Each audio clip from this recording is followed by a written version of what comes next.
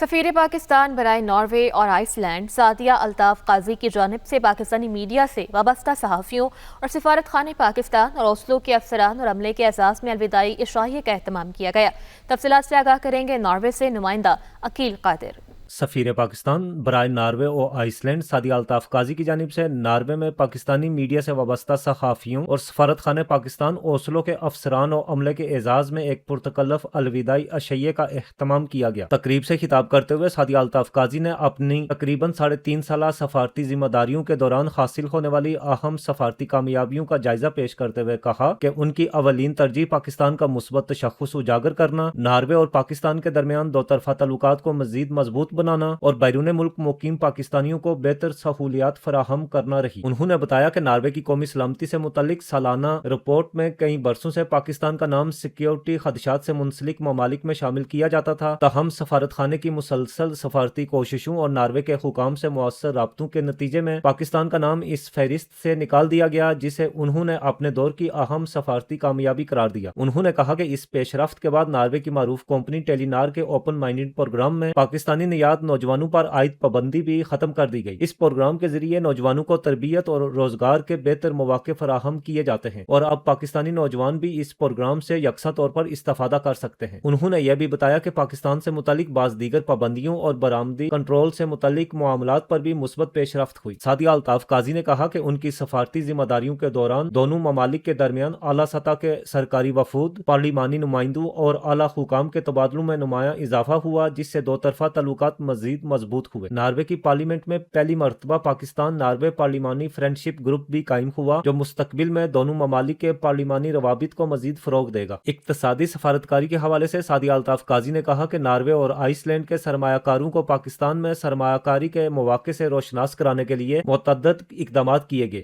Green energy اور جدید technology جیسے شعبوں میں تعاون، بالخصوص آئی ٹی، مصنوعی ذہانت بڑھانے پر توجہ دی گئی، جبکہ آئس لینڈ کے ساتھ جیو تھرمل انرجی کے شعبے میں پاکستانی اداروں کے روابط بھی قائم کروائے گئے تاکہ پاکستان اس جدید ٹیکنالوجی سے فائدہ اٹھا سکے۔ انہوں نے بتایا کہ پاکستان کا موقف مؤثر انداز میں پیش کرنے کے لیے ناروے کے تھنک ٹینکس، جامعات، میڈیا اور بین الاقوامی فورمز پر بھی بھرپور سفارتی سرگرمیاں جاری رہی۔ مقبوضہ کشمیر میں انسانی حقوق کی صورتحال کو مختلف فورمز پر اجاگر کیا گیا، جبکہ ناروے کے میڈیا میں بھی پاکستان کا موقف مؤثر انداز میں پیش کیا گیا۔ انہوں نے کہا کہ ثقافتی سفارتکاری کو بھی خصوصی اہمیت دی گئی۔ ان کے دور میں بزم اقبال، قوالی، پاکستانی ثقافت پر مبنی تقریبات، قومی دنوں کی پروکار تقریبات اور دیگر ثقافتی پروگرام منعقد کیے گئے، جن کے ذریعے ناروے میں پاکستان کی تہذیب، ثقافت اور مثبت شناخت کو مزید اجاگر کیا گیا۔ کمیونٹی خدمات کا ذکر کرتے ہوئے انہوں نے بتایا کہ نادرا کاؤنٹر کے قیام، نائکوپ اور پی او سی سے متعلق مسائل کے حل، دوہری شہریت کے معاملات میں پیش رفت اور ہنگامی حالات میں پاکستانی شہریوں کی بروقت مدد کے لیے سفارت خانہ مسلسل سرگرم رہا۔ انہوں نے مزید بتایا کہ ناروے اور پاکستان کے درمیان پی آئی اے کی براہ راست پروازوں کی بحالی کے لیے بھی مسلسل کوششیں کی گئی۔ اس سلسلے میں ناروے کے متعلقہ حکام، ہوائی اڈوں کی انتظامیہ اور پی آئی اے کے ساتھ رابطے جاری رکھے اور امید ہے کہ مستقبل قریب میں دونوں ممالک کے درمیان براہ راست فضائی رابطہ دوبارہ بحال ہو جائے گا۔ سعدیہ الطاف قاضی نے کہا کہ ان کی تمام کامیابیوں میں سفارت خانے کے افسران اور عملے کی پیشہ ورانہ صلاحیت، ٹیم ورک اور انتھک محنت کا اہم کردار رہا، جس پر وہ انہیں خراج تحسین پیش کرتی ہے۔ اپنے خطاب کے اختتام پر انہوں نے ناروے میں مقیم پاکستانی کمیونٹی کو دونوں ممالک کے درمیان دوستی کا مضبوط پل قرار دیتے ہوئے ان کی حب الوطنی، مثبت کردار اور پاکستان کے لیے خدمات کو بھرپور انداز میں سراہا۔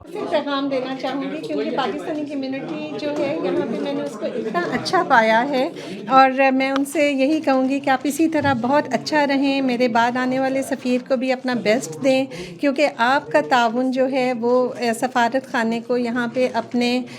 جو فرائض منصبی ہیں ان کی انجام دہی میں بہت ہیلپ فل ثابت ہوتا ہے، کیونکہ ناروے اور پاکستان کے درمیان جو ایک بانڈ بے حد مضبوط ہے وہ ہے ہیومن بانڈ، وہ آپ کے توسط سے ہے۔ Keep it up. Pakistani Norwegian community زندہ باد۔